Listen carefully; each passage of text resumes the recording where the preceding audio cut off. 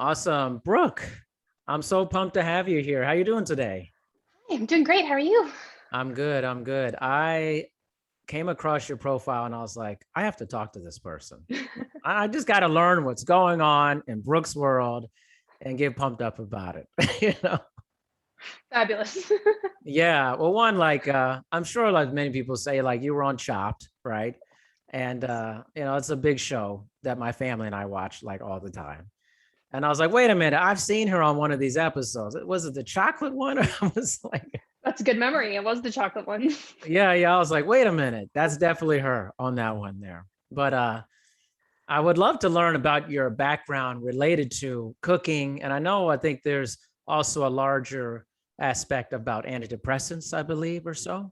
Yes, that is And we'll correct. get into that. But let's start from the beginning about kind of your love of cooking and how that came to you. I think my cooking life is came about out of necessity more than Mm. anything. And really my whole life it's kind of just been something that became necessity. So I uh I came from, a small family. It's just me and my mom and my dad. My dad's definition of dinner was a can of chili and a packet of saltines. Uh, if he warmed it up, that was impressive. Yeah. Uh, my mom is one of these people who, if she could take a pill for the rest of her life and never have to eat again, she would. She finds eating terribly inconvenient. Mm. And so there was just this, kind of, I mean, like the opposite of culture around food in my house. It was just like a Yeah. means to an end. People ate on the go. If we ate together, usually my parents talked about business. It wasn't really, anything that there was no memories really built around this. But for me, I had more interest in it. I think just from a child, and when I don't know, maybe I was about, well, the other aspect of this as well is that my mom only let me watch a half hour of TV a day growing up, unless it was educational. Mm. And the two things that were considered educational were Cooking Channel and the Weather Channel. So I watched a lot of documentaries about lightning, and I also Okay. watched a lot of, Julia Child and Two Fat Ladies and these, old early 80s, 90s cooking shows Wow. because I got around it. So I think from there I started to decide, like, okay, let me start cooking things myself, because I certainly wasn't getting, a new array of culinary cuisine presented to me at dinner every night. And so really by the time I was able to drive and could drive myself to the grocery store, I started to experiment. And, then I realized that food, when you bring people food, they like you better. And so that was a easy way to get over being kind of introverted and, entering into new friend groups, is bringing cookies or whatnot. And I'm also highly competitive, so I wanted to make the best cookie. And so from there, Nice. it just kind of evolved. And I went to undergrad for a history degree at Middlebury College. But after I graduated, I kind of looked at my life and really didn't know what to do, and said, well, the only thing that I've had a consistent interest in my whole life has been cooking. Everything else has fallen by the wayside at some point. And so I went to culinary school, and then the economy crashed. So I was working as a cook, and then all I could do was keep working as a cook. And Yeah. that's kind of how the necessity part came in. It's like I happened to be doing this at a certain point in my life and in the world. And that just, you do something long enough, that becomes what you do. And so that's what I did. And now I've worked in all aspects of the industry. And luckily now I feel pretty grateful that I get to do most of my work from home. I do recipe development, food writing, um, you know, consumer packaged good development. So kind of take all the restaurant knowledge and apply it to a less stressful day-to-day life and career. Yeah. And you know what? I always feel like I've talked to so many chefs throughout my life, and I always feel like working in a restaurant as a chef seems pretty stressful, actually. Like I get that constant feeling of like there's just so much stress. Did you experience that at all, or is that like not part of it for you? I mean, I don't have a lot of positive memories from working in a restaurant environment. I loved the learning, Hmm. but for me, ultimately, you get to do something new here and there, and you get to learn new techniques here and there. But then it comes down to just repeating the same dish hundreds of times Yeah. over really long shifts over and over.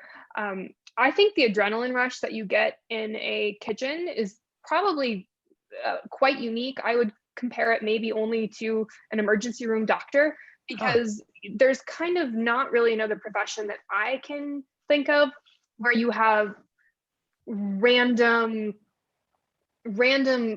pushes of adrenaline that force you to focus for extremely long periods of time. Like, a dinner rush can last 2 hours. That's 2 hours of basically not being able to make a mistake. And because a mistake could either mean, we're not talking life or death here, but a mistake could mean, I've cut myself really badly in the middle of service. That screws up the whole kitchen if one person does that.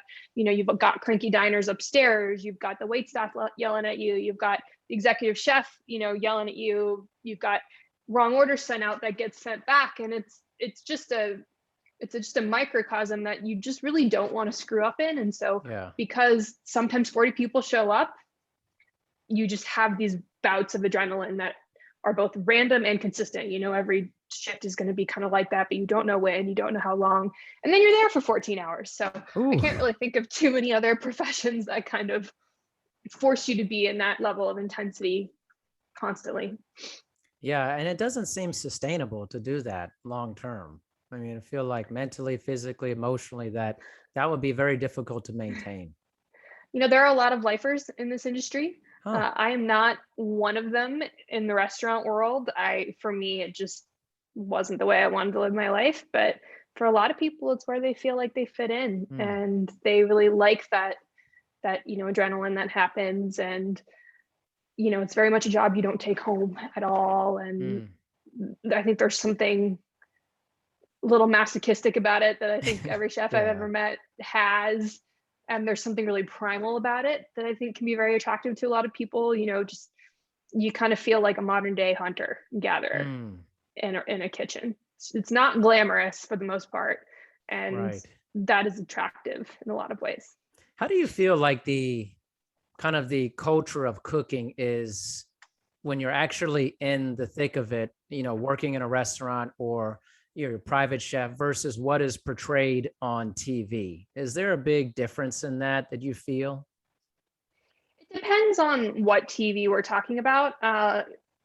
If you want to talk like most restaurant kitchens that are portrayed in a television, or let's be more honest, like a romantic comedy, it's almost never like that. Like it's just everyone's clean all the time, and and no one seems stressed out, and everyone has a full set of eyelashes on, and none of that happens in the kitchen because your eyelashes, will burn. They will literally go into a hot oven, and if you have mascara on, they'll burn. So you don't want to wear too much makeup in the kitchen.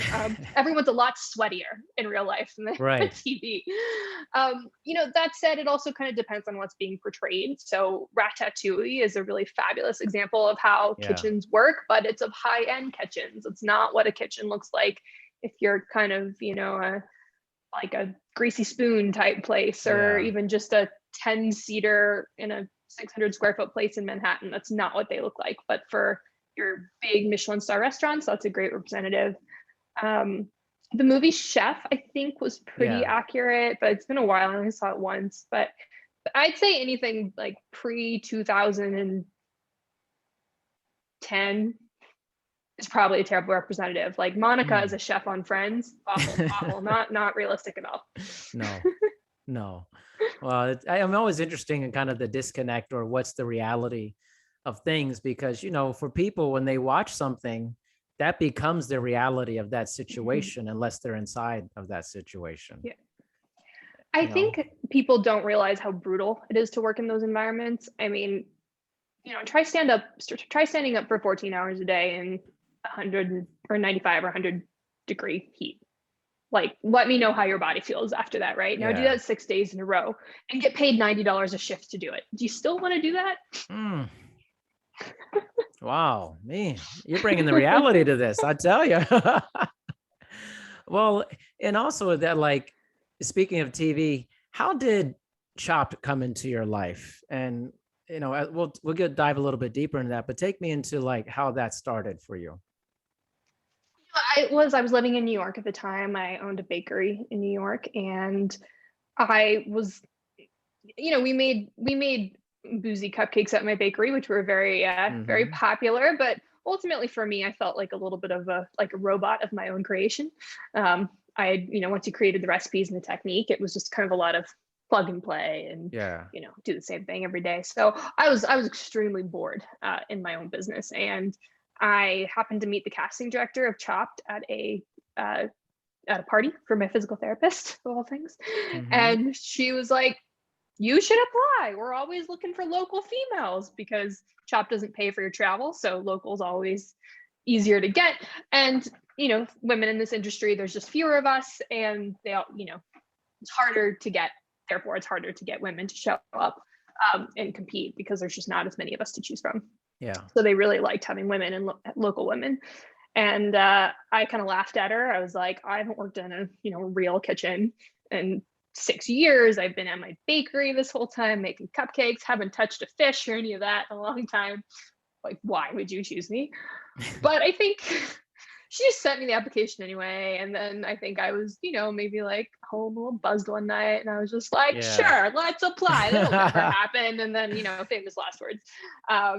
From there, they take you on an on-camera interview. So this is all like pre-COVID, so I don't know how they do it now, but they would have you on an on-camera interview where you learn that it's television first, cooking second. At no point do they test your food. Wow. So I always thought like a really cunning person could perhaps weasel their way on there, never having, touched a stove before. And then from there, you just get an email out of the blue. I mean, for me, I think I applied in October and we filmed in June. So it was rather long, but yeah. And then they show up and they do the whole like pre-package part where they show the person in their restaurant or whatnot. Yeah. And then one day you just show up at 5 a.m. in Chelsea Piers in New York and hope you don't embarrass yourself. Is it a pretty long day, the whole entire shoot? Yeah, it's all done in one day. So the better you do in the competition, the longer you're there. So I showed up at 5. I didn't get home until around 11, I think, because I won, spoiler alert. Yes. But if you get chopped in the first round, you probably get home around 10 in the morning. I mean, that's pretty, yeah. I mean, the difference in time is incredible. Wow. Mm-hmm. What is the, what's surprising, like for the viewers? I'm sure maybe you've watched the show before you're on it, maybe. And what was surprising about actually being on the show versus watching the show? So the most common question that people always ask is the chop clock real? Is there television time? And the answer is it's totally real. When the clock goes off, you've got that exact time to make your dish. But for me, I think the couple surprising things were, I had been on television sets before, so I understood that like you don't feel like you're in a kitchen. You feel like you're on set. There's lights all around. There's people around. Everyone has cameramen on them constantly. Each of us had our own producer with us too. So the producer would ask you questions before and after, and they were kind of assigned to watch you and like create the story around you specifically. And then, but the kind of the couple things there that I think, maybe the television magic does come into play is, so there's this one shot that they have that's called chef staring at food. And this happens twice. It happens at the end when everyone's done with their plates and plates are out in front of you. And so people, stand there with their hips and stare at what they've done. The second time happens when you get your basket. And so you start opening up your basket and taking stuff out. You have to put your stuff in front of the basket so the camera can come along and get a shot of you putting it there or the ingredient itself. And so what I realized pretty quickly is the chef staring at food aspect when you're undoing your basket is not part of the clock. So I realized that if I take longer to do this, I get more time to think and they can't start the clock. So I'm sitting there like looking in my basket, like pulling something out, looking at it. I wasn't doing it in a way that they were like, it's been 10 minutes, like kind of go. I mean, for all I knew, I was taking maybe, 20% more time to do it, but it was enough for me to just be like, what is this? And I'm looking at it and I'm like kind of carefully putting it down in front of me and then maybe adjusting it a little bit so it's in a nice line. All this time I'm just eating up time to kind of run through the reels in my head of trying to figure that out. I don't know if other people have figured out that little trick, but I found that to be very useful because then you get, probably in the end, 3-4 minutes while they're filming all this to really start thinking. And that 3-4 minutes makes a huge difference. Oh Um, my the gosh. Yes. the other kind of little quirky bit that I love too is that on Chopped, everyone is in a line. So there's 4 stations and you're randomly assigned a station. And there's perks and benefits to each of those stations, Hmm. but you don't necessarily know it at the time. So I think station 1 is the closest to the judges and station 4 is the closest to the pantry. So if you're in station 1, the perk is that you're right near the judges. You can hear them talk and they are going to give tips because you see that on the show where they Yeah. say like, oh, you've got, this plant, the seeds are seed poisonous. You have to remove them, right? If you Yeah. don't know that, well, that's a really great information. But the flip side of that is you are the farthest away from the pantry. And the only way that you can get to the pantry and the refrigerator is by running behind everybody. Yeah. So not only do you have to get past 3 scrambling people, but you're probably a good 15, 20 seconds of space because it's big from your station to the pantry. So you better be clear in what you're grabbing every time you go back there because you can't eat up 45 seconds 10 times. It's 4.5 minutes. You're gonna be screwed. Most definitely. But the flip side here is now I don't know about the second or the third portion because I was in the 4th position. So I was in the closest to the pantry, but furthest from the judges. So the flip side there was I couldn't hear anything that the judges were saying at all. If they were giving out tips, I was not able to hear them. But the good news is I was right next to the pantry. So I had a lot more freedom. I didn't have to run behind anybody. I had more freedom to just pop back and forth and get what I needed at my whim rather than having to plan ahead of time. So I really enjoy that little perk. I think either way you can get something out of your position, but that does make a difference. Yeah. I mean, that makes so much sense. And I've watched this show so many times. And I was like, yeah, that definitely makes so much sense. I wondered how much you could hear from the judges, but also like how much interaction do you actually have with them? You know, less than you'd think, and like the, judging itself takes a really long time. So each dish has about a half hour of judging on it. So in round 1, 4 dishes, you've got 2 hours of judging. It's really long. Hmm. And so on the one hand, you kind of feel like you do get to interact with them, but there's not really a lot of room for kind of back and forth questions. They are judging you as culinary professionals, but they're also judging you as a television judge. So sometimes they would say things like that just like they would contradict themselves. Yeah. Like in one of my competitors' dishes, I remember saying they really liked how they made it like they deconstructed it so they could decide how much of the dressing they wanted to put on. And then I remember they got on my case about deconstructing something because they wanted me to tell them how to eat it. Yeah. And I'm just like, but you can't defend yourself, and they know the Yeah. situation you're in. So on the one hand, you spend kind of all day with them, but you don't actually get to talk to them as people. I never got Hmm. to shake their hand. They all disappeared. They get hair and makeup. We don't. They look Yeah. great. We look ratchet. So yeah. So there's really not a lot of interaction there. Well, even as the winner, you don't get much interaction, even at the end or beyond that? No, there's you get a little twirl and Mm. maybe 5 minutes of celebratory filming, and then they whisk you off to film your exit interview, which is where they get all those talking heads from. So Yeah. uh, that interview for me was close to 3 hours long, I think, because we had to go over everything from the whole day. So they're all gone by then. Yeah. Yeah. Wow. That's The other interesting. thing, the other sorry to interrupt. The other thing that I love telling people because I think it's like, well, it's either going to ruin reality TV for you forever or make it more interesting. Depends on who you are. But Okay. I always like to say, look out for what they call Frankenbits. So Frankenbits are most obvious when someone's doing a voiceover and other people are milling about on the screen, or when like sometimes if there's 2 people talking, there'll be one person you can see their face and the other person you can see the back of their head. But even you're getting a reaction shot from the person whose face you can see, but the person whose head you can see is doing the talking. Most of the time there, what happens very often is that they splice together audio to make you say what they want you to say. Of course. So I remember this, it's really obvious once you start hearing it. I remember this happening because when they came to film my pre-interview at my bakery, they wanted me to say some sort of sign off, like, you know, I'm going to win because I'm fire or something like Yes. that. And I Yeah. refused to do it because I thought it was so Really? cheesy. It And is I was like, cheesy.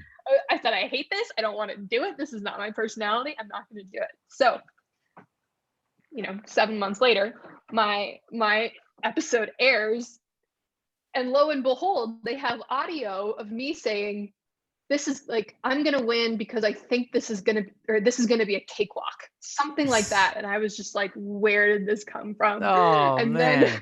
when I looked at it and I started listening to it, you can hear it. They literally spliced together my words in a way that make me say it's going to be a cakewalk.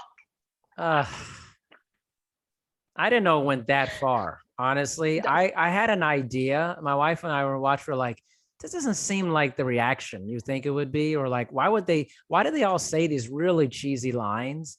And but that they're splicing words together, Yeah. that's insane.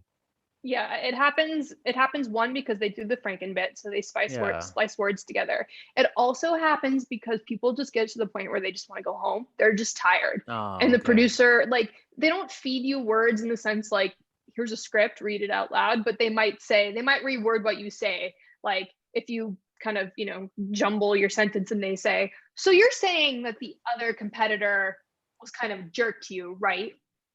And then you might say, well, yeah. And then they say, can you say that again? Like, can you say that he was a jerk? And then you would say, well, the other competitor is kind of a jerk. And then that's what ends in. So it's not like outright script, but it's tactical manipulation. Yeah. So you have to be aware of that if you're a competitor on these shows, because I mean, you can buy into it if you want and play the game, or you can be really mindful and careful and not do that. And if you're really tired, you've been there for 10 hours, you lost, God, you just want to go home. You just want to get it over with. Right. Man, TV, I mean, that's incredible, kind of behind the curtain stuff. What was the relationship with the other competitors? Do you get friendly with them, or is that also very kind of transactional? We were very lucky, which I think I realized just in the moment. And then that was confirmed later on by, PAs who had been there for a long time. But everyone in my group was just super, super nice and friendly. And, we were competitive, but in a kind, friendly way. It's just no one was a jerk to each other at all. In fact, Doug, the guy I went to the last round with, he actually helped me in the first round. It never actually made air, but he helped me. We had soft shell crabs in my first round, which I'd never worked with before. And he's from Baltimore. So he actually taught me how to clean crabs in the middle of the competition, knowing that him like helping me might hurt him in the long run. And he didn't have to do that. It was just showed who he was as a person. And everyone on my team was just really, or on my episode was really kind and ultimately just great people. And I feel very lucky because I know that's not always the case. I'm watching it. Doesn't seem like it's always the case. You get some real interesting people, should I say, who are kind of confrontational on the show, Yeah. And I don't know how much of that's genuine or kind of, built up behind in the interviews, but I think that there's probably an element of truth for everything. I would imagine so. So what was there? Was there like a chopped effect for you after winning the show? I don't totally know because I filmed in June of 2016 and it aired in February of 2017. By that point, I had actually been traveling internationally for 6 months. Yeah. So I watched Chopped at 2 a.m. in Portugal and wasn't around to see where, like, I don't know the effect that it had on the business because I wasn't there at that point. My business partner had, she was operating it at that point. So, I mean, like I saw a spike in Google Analytics. Yeah. So the direct effect, like within the first, let's say, month, I was not around to see from a business standpoint. I mean, I definitely got more followers online and all that jazz. But for me, it's really been more of a long-term effect, a positive effect, because it's allowed me to get into rooms or get into job interviews that I probably wouldn't have otherwise been in because it's a public thing. And people like it. So it's definitely net positive overall. And forget the money at the end. It's just Yeah. it helps with legitimacy for sure. Yeah, I could see that. I mean, that makes a lot of sense. I want to dive into a little bit. I know this was one of the things when I saw in your profile about the whole kind of issue of antidepressants and getting Mhm. off, like really like dive into that. Let's start Let's do it. where that began for you and then kind of your mission with this whole deal. Yeah, so it actually ties into Chopped quite a bit because the short story is that my father passed away when I was 15, and it was 2001. I was pretty quickly medicated with a cocktail of antidepressants. It was pretty early in the medicating teenagers and children phase of psychiatric life, and so I was just put on them. I mean, at that point, there was really no, as far as I know. I mean, like it was just it was a legitimate option. No one thought twice about the long-term effects or what that could do to a developing brain. Yeah. And I think too, at the end of the day, I was obviously not doing very well, and nobody else knew what to do. Living in Reno, Nevada wasn't exactly like a Yeah. forward-thinking metropolis. It just kind of was what it was. Yeah. So so I was put on these drugs, and the thing that tends to happen that I hear these stories all the time is that there's always a lot of planning on how to start taking these drugs. There's like, how do we figure out what combination's right for you, and do you need to be on more of this one or less of this one? And there's a very kind of tactical approach to it where you're working with your doctors a lot. And then as soon as you find the combination that's right for you, it's like, okay, come back if there's a problem. And so Yeah. the thing is, for me, I didn't go back for 15 years because nobody indicated to me that at some point we were going to need to maybe reevaluate whether or not I needed to be on medication, whether or not the same medication I was on when I was 15 was the same medication I should be on when I was 25. No one ever asked if the drugs were working. If I needed a Right. refill, I just called the doctor and I said I need a refill, and they refilled another one with the pharmacy. And like, I certainly don't like to put all, and I do have to say doctors, not psychiatrists specifically, because I was under a GP's care most of the Yeah. time here. So I don't want to like put everyone into the same bucket of negligence. But the bottom line is I lived in 3 different cities throughout this experience and had 3 different experiences with doctors who just did not ask the second question, right? Like, okay, fine, we put you on them, but then what? Yeah. And it just like there just was nothing. And so I had no, why should I be the one who has to be the expert on this, especially when I'm 15 years old, to be able to think like, okay, maybe 6 months down the line we need to reevaluate this, and then how are we going to safely deprescribe? What happens Yeah. there, right? None of that was in the conversation in 2001 at all. It's barely in the conversation in 2016 when I finally started to get off these drugs. And luckily now it really is starting to show up in the conversation to a greater extent. I would say that there's still in my opinion, still pretty backwards. And there's, ironically, not so much a stigma on taking these drugs or struggling with mental health, but there is a stigma against when you start talking about getting off these things and what can happen. People don't like to hear that at all. Yep. So it's kind of interesting to see how we're moving along the path. But effectively, what happened is I spent 15 years on these drugs. And at about 30 years old, this was maybe 2 or 3 months after I had applied for Chopped. It was after I had applied, but before I had been called back for a on-camera interview. And I was suicidal. I was really unhappy. I basically was I looked at my life and said, either like I'm going to end this or something drastic needs to change. And I started wondering like where my baseline was. Like it just kind of occurred to me out of the blue, like it was dropped into my head. You're pretty damn depressed for someone who's on antidepressants. Yeah. It was just this kind of like, what's wrong with this picture moment? And so I said, okay, well, before you do anything you can't take back, what if you try and get off these drugs and see what your baseline was? At that point, it was like, well, I probably need to be medicated, but clearly this setup isn't working. And because my only frame of reference for who I was as an unmedicated person was from when I was a child, and now that I was in my 30s, I kind of said like something like the only way we can start over is to find a baseline. At the time, I didn't understand what that would mean, but that is what I went to do. And then at the same time, basically in the same week, I got accepted into a program that had me travel around the world for a year, and I got basically told that I was going to be on Chopped. So I had kind of all these things happen at once. Yeah. And what I realized was like, okay, well now I'm not going to be able to get off or to take these drugs around the world. Like I literally can't fit this many drugs in a backpack Wow. or whatnot and trek them across the world. And I didn't trust being in a place like I was supposed to spend a month in Cambodia. I didn't trust being able to get my meds refilled there safely, knowing that I was getting what I was supposed to be getting. And so I kind of said, okay, I'm not going to be able to take all this with me. I was also at this point having memory problems. And so I was just like, my short-term memory was shot. And so I didn't want to travel around the world and forget it all.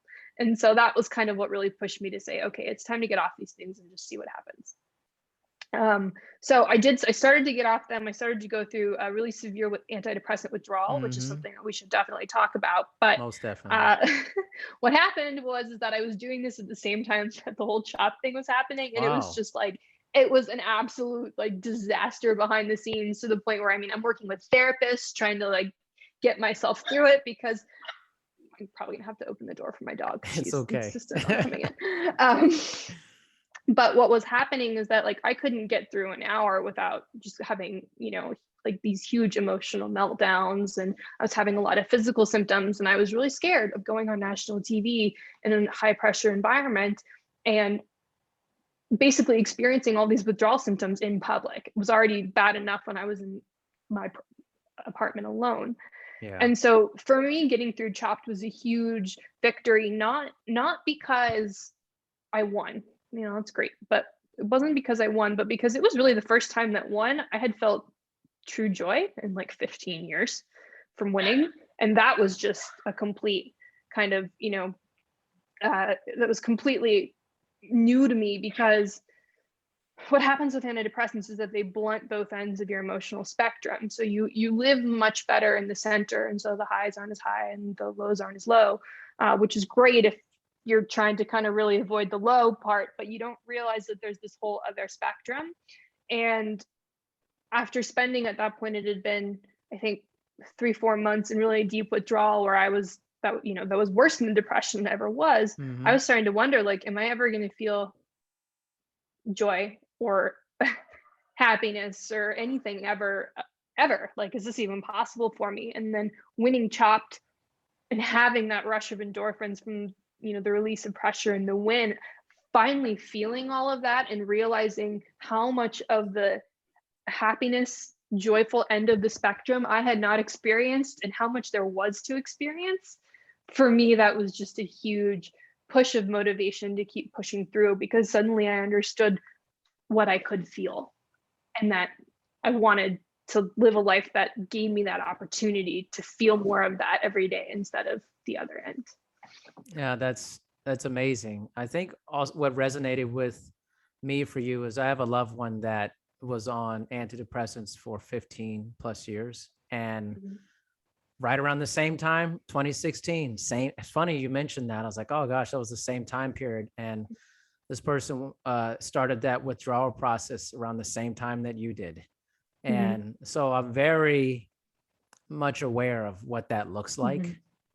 And the severity of it. And I don't think we talk enough about how severe the withdrawal effects are from antidepressants. I mean, it's not something you're supposed to be on that long. And no, there's literally no studies of long-term antidepressant use. Not a single one. No. Most clinical trials are, couple weeks, maybe maxing out at 12 weeks. There's not a single long-term study of how these drugs affect people, especially developing minds. And yet people are on them for decades, years, and are scared to get off of them because of that withdrawal. And I think it's good to talk about that, maybe dive a little bit deeper into what that withdrawal looks like. You mentioned it's almost worse than actually being depressed or having those feelings. Talk a little bit more about that, because I think it's important. Yeah. So, I have to clarify this by saying I'm not a doctor. This is not medical advice. Mm-hmm. This is all just my own personal experience and, for informational purposes only. But, withdrawal looks different for different people based on a few factors. One is just we're all different. Our physiology is different. Mm-hmm. So it affects us all differently. The other thing has to do with the type of drug you're on. And the half-life is usually what we talk about a lot. So drugs with shorter half-lives leave the system faster. Yep. It means a half-life is that, there's less of the drug in your body over time, and it goes away more quickly. So some drugs, for example, the one I was on, Effexor, I believe the half-life is around 24 hours. Don't quote me on that. I think it's around 24 hours. So it leaves quickly. Others maybe a couple days, couple weeks. So it kind of titrates out of your system more slowly. And so drugs with shorter half-lives tend to have more intense side effects when you're trying to cut down on the amount of that drug. Right. And what happens, and so people don't know that, right? I mean, God, I'm in this. I barely know the half-life of the drug I was on, because exactly. there's, people say different things. And so the average person is not expected to know this at all. The other thing that tends to happen is because most doctors don't, and patients don't understand how to safely deprescribe and how to wean people off. They take them off way too fast, and the body just can't handle it. The body and the brain just kind of loses. Can I swear? Oh yeah, please go for it. Loses its shit, like sometimes quite literally. Every system in your body is affected by these drugs. It's not something that's just like affecting your mood. It affects for me, like what started to happen is, first thing I noticed is my eyesight got better. I was walking down the street, and all of a sudden what looked like little orbs of light sharpened into stars. And that's the first moment I knew something had changed. My hearing changed. I got way more sensitive. I couldn't handle being around loud noises. My skin changed. I, for a long time, could barely handle to wear clothes because my skin hurt. I developed something called nodular vasculitis, which is when the blood vessels are inflamed. And I had all these bumps and bruises all over my body. I thought I also had like some terrible blood cancer or something on top of it. I didn't, but it was just my physical skin was in pain. Taste changed too. All the senses changed for me.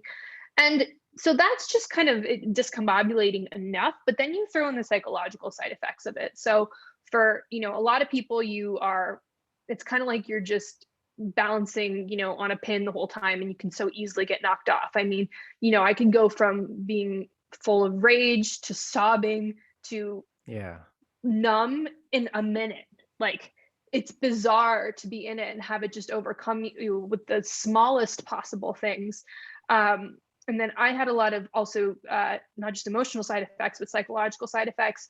I had really terrible, violent, intrusive thoughts that I had never had before and were terrifying. And so if what happened for me is I got off my drugs one at a time, but 3 weeks into not taking, my Effexor, I'm having violent visions of hurting myself and other people. You think you're crazy.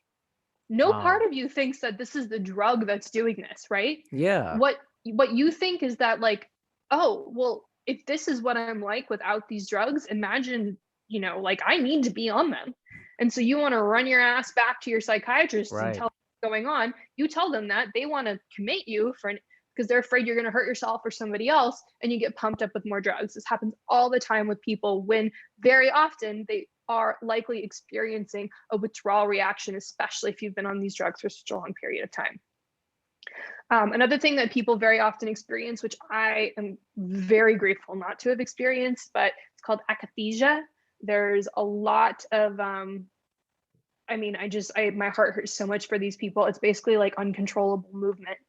So it's people who restless leg syndrome, feeling like you really want to move your legs. It's like that in your whole body, but doesn't go away, and it can last for a really long period of time. And that, to me, people are in so much pain over that. And I'm really grateful that I didn't have that, but I do think it's important to know about that because talk about a way to ruin your life. So, but the good news, there is good news here. The good news is that a lot of these side effects can be mitigated if only we understood how to take people off these drugs and you had a plan. So, I am not the premier researcher on this. I am not a psychiatrist here, but the bottom line is that, at least in the US, they recommend, that they say that these withdrawal symptoms only last a couple weeks and to taper off over a 2-week period. It's not long enough. The main thing that people in the know or kind of recommend right now is something called the Ashton Manual. It was actually developed by Heather Ashton for benzodiazepine withdrawal, but it seems like it kind of transfers over pretty well. And it's basically means that you cannot cut by more than 10% of your current dose over a really long, slow period of time. And so it could mean that if you're on a high dose of these drugs, it could take you 7 to 10 years to get off of them. But whatever, I mean, honestly, whatever, as opposed to putting yourself into this acute withdrawal that you also don't know how long that's going to last. I would trade taking it long term every day. I'm lucky that my symptoms took about a year and they went away, but it's not the case with everyone. And there are some people who kind of get off them okay. I mean, this is, it's something that you can't predict. For every person who's been stuck in withdrawal for years, there might be someone who's like, I just stopped taking them one day and I'm fine, right? Right. Yeah. But we cannot just we cannot look at just that end of the spectrum as the control, as the reality, because there are hundreds of thousands of people, and you can find them on the internet where that's not the case. And so, yes, go slow. Go slow. That's a good reminder for a lot of things in life. Right. Go slow.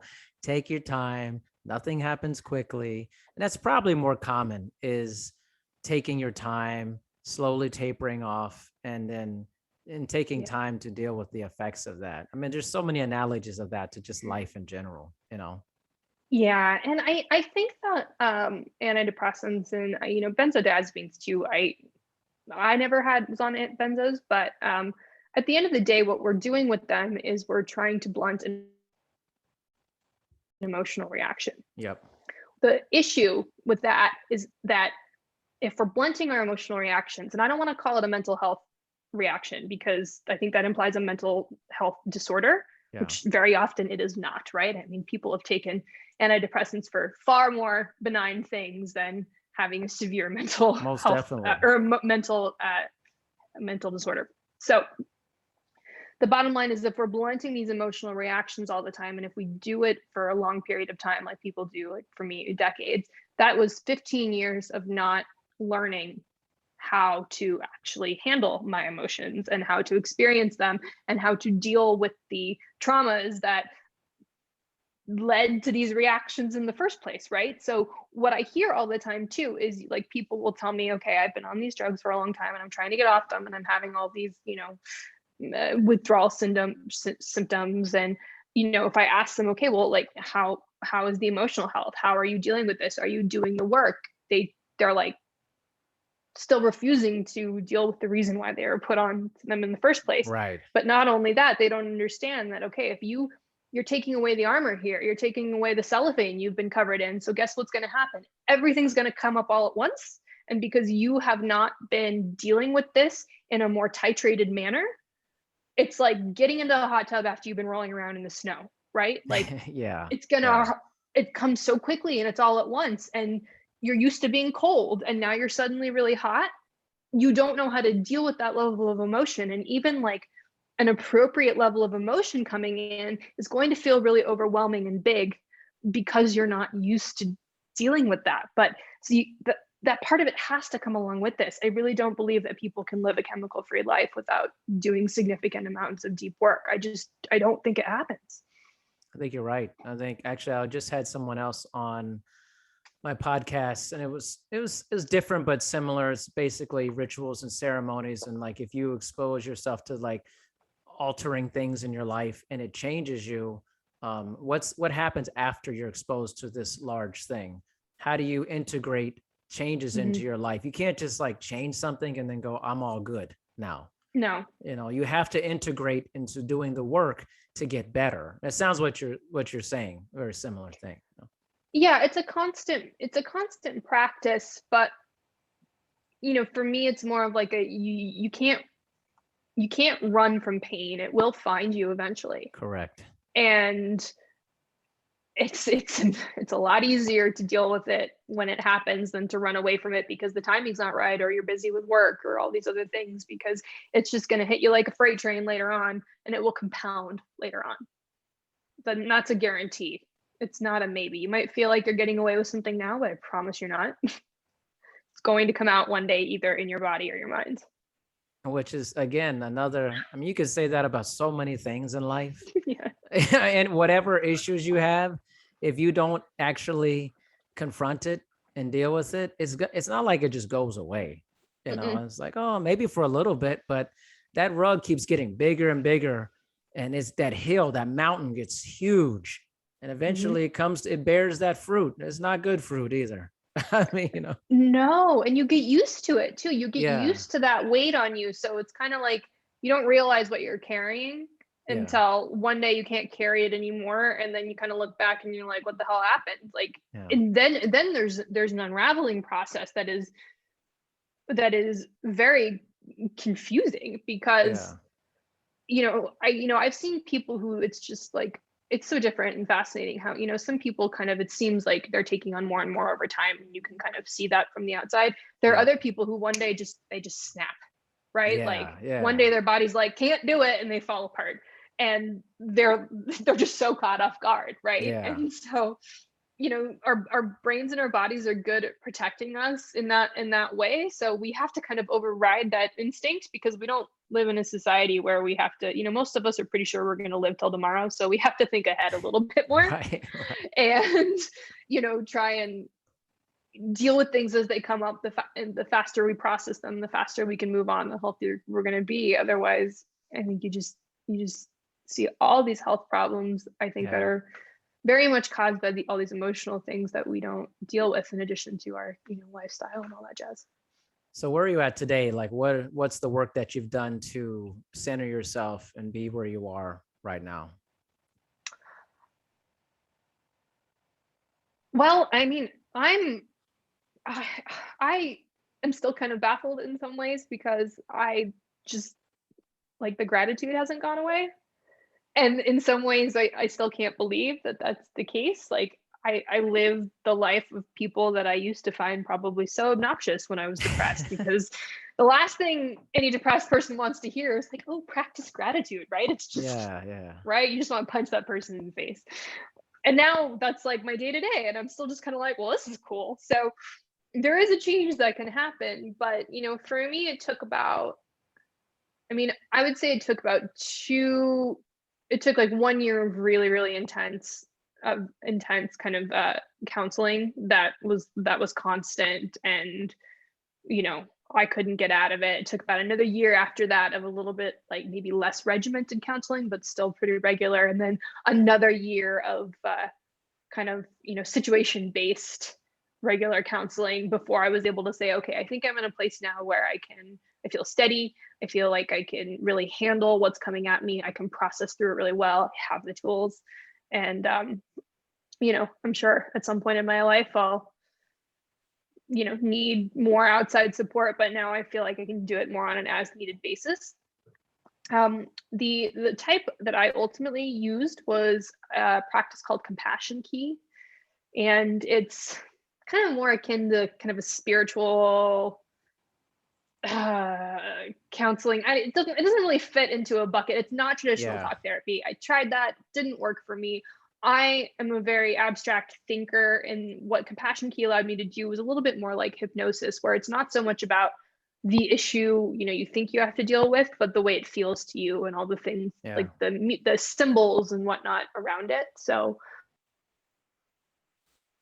for me, it was really powerful, because I was able to take, like when you have a trauma like I did when I was 15, it seems like really obvious to just dive into that. But I really don't think, that caused some issues for sure. But there was a lot of other things that really actually led to some of my bigger problems, I think, that I think may have been overlooked in traditional counseling, because we just would have wanted to noodle around in the obvious one.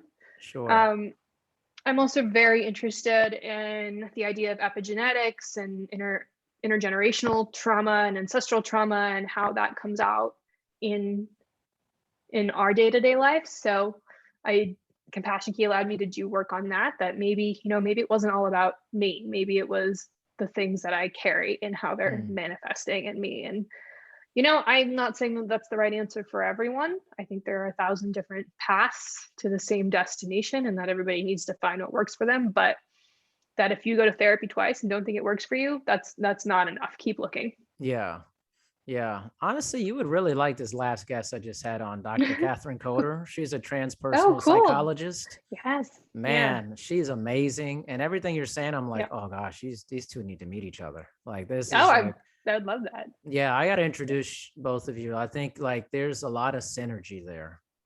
I love connecting people. I just think it's beautiful to get people together who, may be able to help each other. I think it's a wonderful thing. So yeah, I'd love to meet her. I don't know. I really gravitate towards things like, I really like the holistic approach. Like I'm all for Western medicine, if I break my arm, please take me to a hospital. Please. Yeah. But I think that we've really, as a culture, shifted away from, kind of our instinctive ability to heal. Like our body's main state is one of healing, right? And I love science, I love research, but the job of research is to find answers to small questions and then keep doing that. It's not its job to answer really big questions. And I think we've kind of lost like the fact that we have spirituality, even if it's not in a God energy. We are connected to this earth, we are connected to each other. We all know what it feels like to be surrounded by good people and not so great people. And there's many ways to communicate in which we view our world that tends to get cut off, I think, with a lot of Western medicine, especially in psychiatric and psychological care. And I just think that's such a disservice, because we are more complicated than just, we have a brain filled with chemicals, but there's nothing in me that says that that's the only answer. It's deeper than that, though. It's deeper than that, Yeah. I just, and I feel like I know that. And so when I approach my own healing through that lens, it goes much faster than if I just, I'm trying to do it from a purely biological standpoint. Yeah, most definitely. I mean, I resonate with that completely. And I think a lot of people are going to resonate with this discussion. It was the reason why I reached out, because I feel like, obviously it's fun, talking about Chopped and stuff like that and cooking, but like the antidepressant one, I mean, there's so many people going through that. It's close to home for me, obviously for you. And so I think it's a necessary thing to put out there. So thank you for being on and talking. You're welcome. Thank you. I really appreciate it. Yeah. And you sound like you're doing awesome things. You're healing well. And I'm just grateful that you gave me some time to, talk to you about this. Yeah, I appreciate it. I am really excited. I literally yesterday signed a book deal on my story. So, and that actually will be coming out in spring of 2022, because it's already well written and edited and all that jazz. So there is more to come with that, and I'm just excited to be able to hopefully get this story out to more people in a more digestible way. That's amazing. That's breaking news on here. I mean, it is breaking news. breaking news, Brooke. That's what you did. I haven't announced that on my Instagram yet. Boom. Right here. Oh man, thank you so much, Brooke. And I look forward to staying in touch. I love staying in touch with everybody on the show. So thank you so much. Thank you so much, Darian. Really appreciate it. You got it.